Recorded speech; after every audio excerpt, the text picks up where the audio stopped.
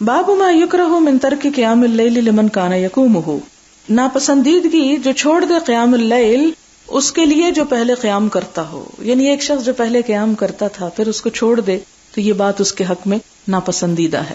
حدثنا عباس بن الحسین قال حدثنا مبشر بن اسماعیل ان الاوزاعی وحدثني محمد بن مقاتل ابو الحسن قال اخبرنا عبد الله قال اخبرنا الاوزاعی قال حدثنا يحيى بن ابي كثير قال حدثني ابو سلمة بن عبد الرحمن قال حدثني عبد الله بن عمرو بن العاص رضی اللہ عنہما قال قال لي رسول اللہ صلی اللہ علیہ وسلم کہ مجھ سے نبی صلی اللہ علیہ وسلم نے فرمایا کیا، یا عبداللہ، اے عبداللہ، لا تکن مثل فلان، فلاں شخص کی طرح مت ہو جانا، کان یقوم من اللیل، جو رات کو قیام کیا کرتا تھا، فترک قیام اللیل، تو پھر اس نے قیام اللیل چھوڑ دیا.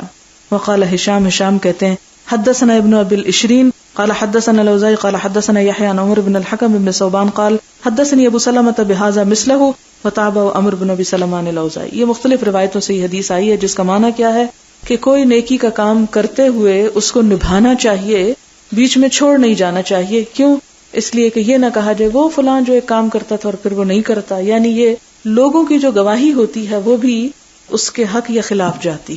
اسی لیے جب کوئی شخص مر جاتا ہے کہا یہ گیا کہ اس کی برائیاں نہ بیان کرو. اب کیوں؟ اس لیے کہ وہ گواہی جو لوگ دیتے ہیں کسی کے بارے میں اس کا بھی ایک وزن ہوتا ہے. اسی لیے ایک شخص آپ کے پاس ہے اور پوچھا کہ میں کیا عمل کروں، آپ نے کہا قل آمنت باللہ ثم استقم، کہو کہ میں اللہ پہ ایمان ہے اور پھر اس پہ جم جاؤ.